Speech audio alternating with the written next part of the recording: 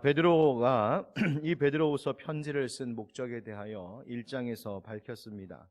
어제도 우리가 함께 또 다시 한번 나눴던 것처럼 1장 11절에 그러므로 형제들아 더욱 힘써 너희 부르심과 택하심을 굳게 하라. 너희가 이것을 행한즉 언제든지 실족하지 아니하리라. 바로 이것을 위해 이 편지를 쓰고 있습니다. 바로 너희를 부르시고 택하신 그 하나님의 목적, 그것이 더욱더 굳게 되도록 하기 위함이라는 것이죠. 그러면 주님께서 우리를 택하시고 부르신 목적은 뭐라고 했었습니까? 우리로 신성한 성품에 참여하는 자가 되게 하려 하심이라 하셨습니다. 어떤 성품이라고요? 신성한 성품. 신적인 성품이라는 말입니다. 다시 말하면 하나님의 성품에 참여하는 자, 하나님의 성품을 닮아가는 자가 되게 하려는 바로 그 목적이 우리 가운데 더 확실히 이루어지게 하라는 뜻입니다. 바로 이것이 복음인데, 이 복음은 사람들이 만들어낸 신화가 아니라 사도 베드로가 친히 직접 목격하고 경험했던 체험이기도 하였고, 무엇보다도 성경이 확실하게 증언하고 있는 것임을 이 사도 베드로가 자신의 마지막이 다가옴을 직감하며 간절한 마음으로 이 메시지를 전하고 있는 겁니다. 자, 그렇다면 이 베드로가 그토록 간절하게 믿음을 굳게 하라라고 하는 이 메시지를 전해야 했던 그 이유가 무엇일까요? 그래서 오늘 함께 읽었던 본문 1절에도 나오듯이 당시 초대교회 거짓 교사들이 출현하고 그들이 바로 성도들을 미혹하는 탓이었습니다. 그래서 오늘 함께 나누게 될, 또 내일 함께 나누게 될 2장의 말씀은 이 거짓 교사들, 즉 이단들에 대한 경고와 그들에 대한 심판이 어떠한 것일지에 대하여 말해주고 있는 말씀입니다. 먼저 이 이단들, 이 거짓 교사들, 거짓 선지자들은 과거에도 있었고 지금도 있고 미래에도 있을 것에 대해서 경고하고 있습니다. 1절 상반절만 보면 그러나 백성 가운데 또한 거짓 선지자들이 일어났었나니 이와 같이 너희 중에도 거짓 선생들이 있으리라. 그러니까 베드로의 시점에서 볼 때 과거에도 자신들의 역사 속에 미혹하는 교사, 미혹하는 거짓 선지자들이 분명히 있었는데 지금 이 편지를 읽고 있는 너희 중에도 있을 것이다. 앞으로도 어느 시대에나 있을 것을 말하고 있어요. 여러분, 지금 우리가 2021년도를 살고 있는데 요즘은 괜찮겠지? 지금은 별일 없는데 조용한 것 같은데 여러분 방심할 것이 아니란 말입니다. 이단 사이비에 빠진 사람들 생각해 보면 그 중에 어느 누가 내가 그런 유혹에 빠질 것이라고 상상이나 해봤겠습니까? 100이면 100, 나는 몰랐다 다 하지 않습니까? 여러분 지금도 우리 가까운 곳에서 우리 안에서 얼마든지 유혹할 수 있다는 사실을 잊지 마시고 경계를 늦추지 않기를 간절히 바랍니다. 우리가 항상 깨어 있어야 할 이유가 바로 그것이에요. 바로 오늘 그 이야기를 전해주고 있는데요. 세 가지로 우리에게 말해주고 있습니다. 먼저는 그 사람들이 어떤 사람들인가, 어떤 세력들인가를 우리에게 말해주고 있고, 또 그들이 앞으로 어떻게 될 것인가를 말해주고 있고, 끝으로 그러면 우리는 어떻게 해야 될 것인가, 이렇게 이 세 가지로 오늘 말씀을 전하겠습니다. 1절 하반절부터 3절까지 제가 읽겠습니다. 그들은 멸망하게 할 이단을 가만히 끌어들여 자기들을 사신 주를 부인하고 임박한 멸망을 스스로 취하는 자들이라. 여럿이 그들의 호색하는 것을 따르리니 이로 말미암아 진리의 도가 비방을 받을 것이요 그들이 탐심으로써 지어낸 말을 가지고 너희로 이득을 삼으니 그들의 심판은 옛적부터 지체하지 아니하며 그들의 멸망은 잠들지 아니하느니라. 아멘. 먼저 1절 그 하반절 부분에 그들은, 즉 그 거짓 교사들은 멸망하게 할 이단을 어떻게 끌어들인다고요? 가만히 끌어들인다. 여러분 여기서 이단이라고 하는 말로 쓰인 단어 헬러 하이레시스라고 하는 말이 있는데요. 이 하이레시스라고 하는 단어는 선택하다라고 하는 뜻의 단어에서 온 말입니다. 그러니까 이 거짓 교사 이단들은 그럴싸한 이야기, 혹할 만한 이야기를 가지고 다가옵니다. 지금까지 한 번도 들어보지 못한 새로운 이야기인 것 같은 것, 우리 교회 목사님은 한 번도 말해준 적이 없는 것 같은 뭔가 달콤하고 자극적인 것 가지고 이야기합니다. 그래서 사람들이 망설일 때 무엇을 재촉하는 거예요? 선택하도록 재촉하는 겁니다. 그러니까 겉으로는 똑같아 보입니다. 같은 말을 하는 것 같고 같은 용어를 쓰는 것 같고 같은 진리를 전하는 것처럼 보이는데 그 뒤에 다른 것을 선택하게 하는 것이 바로 이 하이레시스 이단입니다. 어떤 학자는 이렇게 말하더군요. 이 거짓 교사들은 우리와 같은 언어를 사용하지만 다른 사전을 사용한다. 여러분 이해되셨어요? 그러니까 언어는 똑같이 쓴다는 거예요. 죄, 구원, 하나님, 예수 그리스도, 부활, 생명 이런 것에 대해서 똑같은 단어를 쓰고 있지만 그 의미가 뭐냐 하면서 그들이 사용하고 있는 사전을 펼쳐보면 우리랑 다른 의미들을 품고 있다는 거예요. 그렇기 때문에 그들이 겉으로 말하는 것, 그냥 액면상 표면적으로 들리는 것만 가지고 그것을 우리가 받아들일 수 없다는 말입니다. 왜? 거짓 교사들은 멸망으로 이끄는 이단을 가만히 끌어들인다. 즉 은밀하게 몰래 은근슬쩍 끌어들이기 때문이라는 것이죠. 자기도 모르는 사이에 끌려 들어가는 겁니다. 아유 설마 얼마나 좋은 사람인데, 나에게 얼마나 친절하고 따뜻하게 해주는 사람인데 문제없어 하는 그 순간에 끌려 들어가는 것이에요.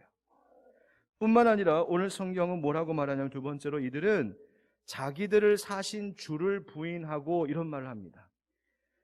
자기들을 사신 주라고 하는 말은 예수 그리스도의 핏값으로 사신 주님의 은혜를 입었는데 그 상전되신 주인 그분을 부인한다라는 말이에요. 다른 말로 하면 진리를, 복음을 부인한다는 것이죠. 결국 이단들은 사람들로 하여금 거짓된 것, 악한 것을 따르게 해서 진리의 도, 복음의 참 말씀을 비방받게 한다, 즉 회방 놓는다 이야기예요. 여러분 성경에 대해서 의문을 제기하게 하죠. 이단에 빠져서 이단으로부터 가르침을 받다 보면 어느 순간 지금까지 교회가 성경에 대해서 가르쳐 온 것들을 의심하게 만듭니다. 즉 성경을 곡해하는 거예요.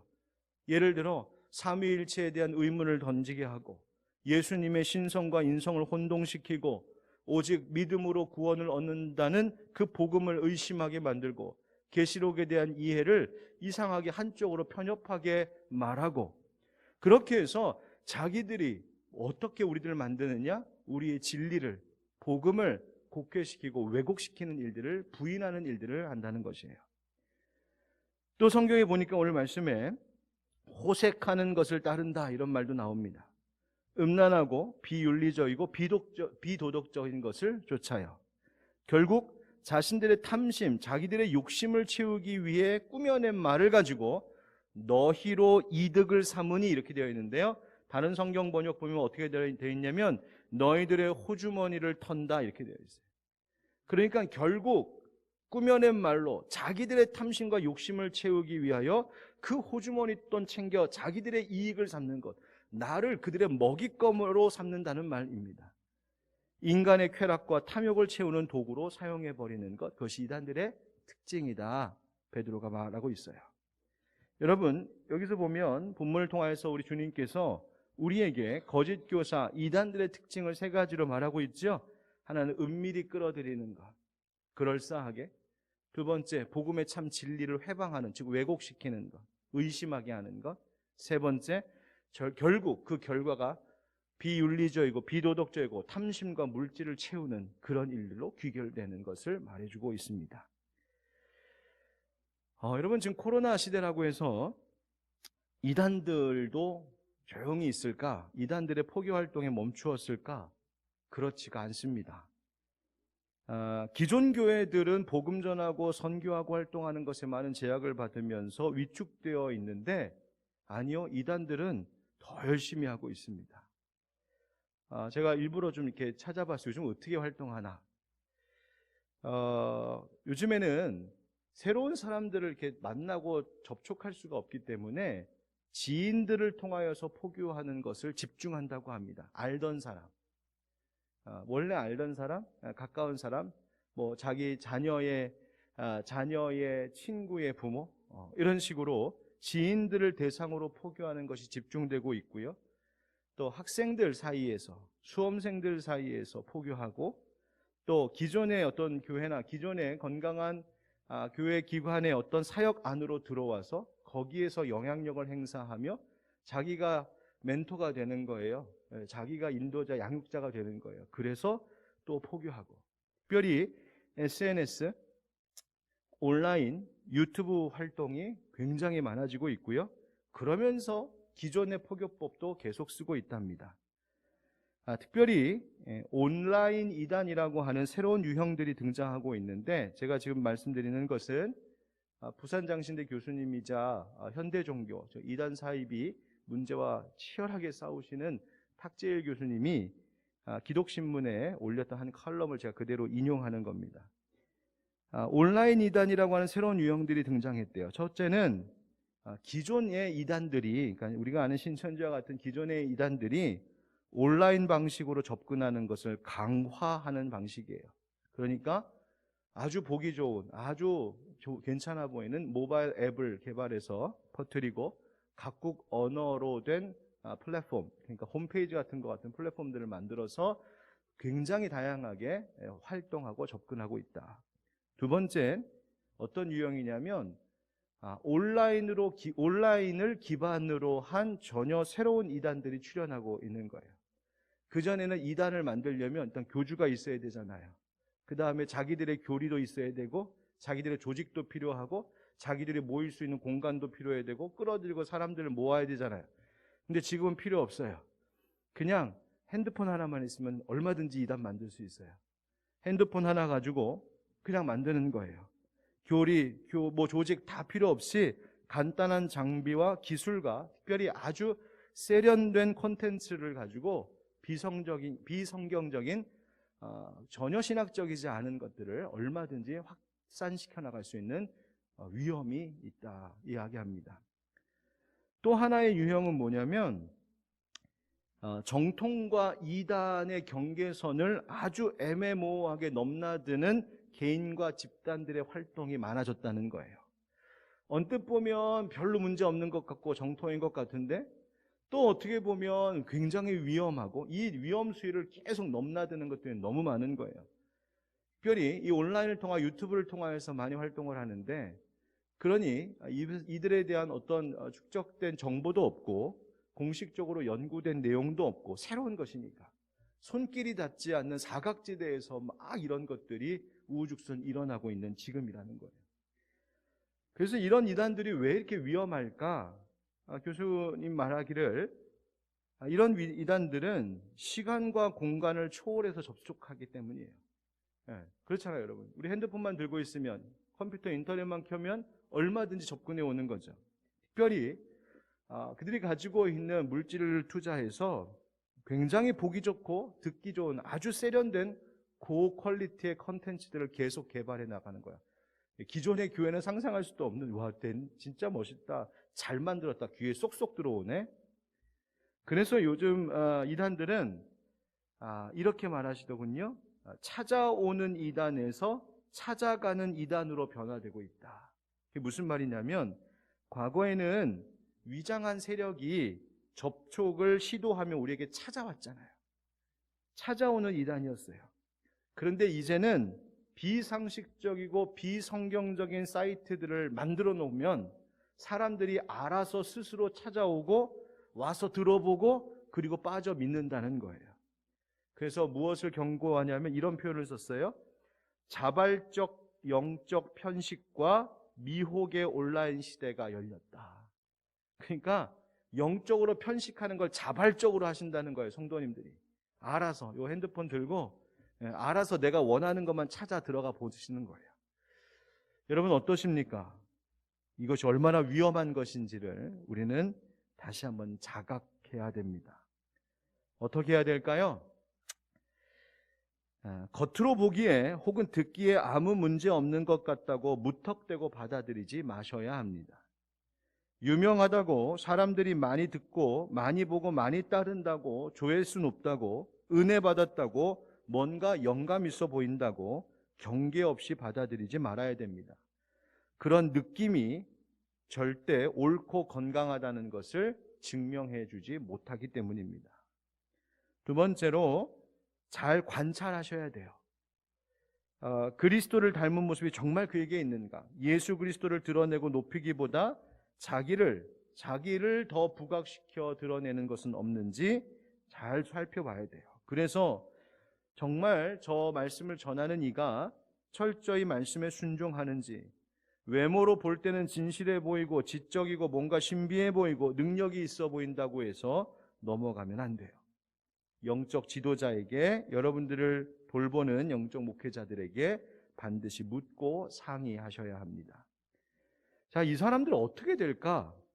오늘 성경에 뭐라고 말하냐면 3절 하반절에 그들의 심판은 옛적부터 지체하지 아니하며 그들의 멸망은 잠들지 아니하느니라 말씀하십니다.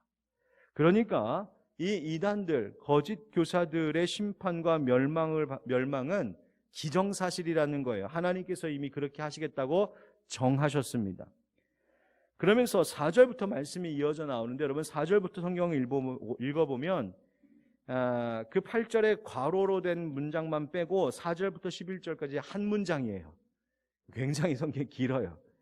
이 문장 어떻게 이해해야 될까? 제가 이해 잘 되게 설명을 좀 드릴게요. 하나님께서 먼저 우리의 과거 역사 속에서 이 거짓 이단들, 거짓 교사들을 어떻게 심판하셨는지를 먼저 말해주고 있어요. 4절 말씀 보세요. 4절에 하나님이 범죄한 천사들을 용서하지 아니하셨다. 여기서 이 범죄한 천사들을 누굴까 정확하게 나타나고 있지는 않지만 아마도 사탄과 함께 타락한 악한 죄를 지은 천사들에 대하여 하나님께서 그들을 지옥에 던지셨다, 이렇게 말하고 있는 거예요.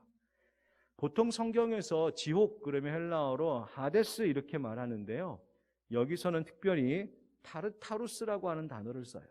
그 말은 뭐냐면 지옥 중의 지옥이라는 말이에요. 그러니까 무저갱이라고도 말했던 가장 강한 심판의 형벌이 있는 바로 그곳으로 이 범죄한 천사들을 던져 하나님께서 그거 지키게 하셨다. 무서운 심판이죠. 5절에 보면 옛 세상을 용서하지 아니하셨다, 이렇게 말하고요. 5절 끝에 보면 경건하지 아니한 자들의 세상에 홍수를 내리셨다, 이렇게 말합니다. 즉 노아 홍수가 있기 이전에 이 세상, 그 당시에 창세기 6장 5절에 보면 하나님 뭐라고 보셨냐면 사람의 죄악이 세상에 가득해서 마음으로 생각하는 모든 계획이 항상 악일 뿐이라고 했던 세대예요. 그 경건하지 않은 자들을 홍수로 심판하셨다는 거예요. 또 6절, 7절 말씀에 보면 소돔과 고모라 나오죠. 여러분 아시죠? 그 음란한 행실로 무법한 자들, 그 소돔과 고모라를 심판하셨다. 하나님 멸망시키셨죠. 자, 이처럼 하나님께서 과거의 역사 속에 하나님 앞에 범죄하고 사람들을 음란한 것으로, 부정한 것으로 미혹시켰던 자들을 하나님께서 심판하셨다라고 말씀하시는 거예요. 자, 그러면 과거에도 그렇게 하신 하나님이라면 지금 있는 이 이단과 거짓 교사들도, 앞으로 있을 거짓 교사들도 어떻게 하실 거란 말이에요? 반드시 심판하시고 멸망시키신다. 바로 이것이 오늘 본문의 이야기예요.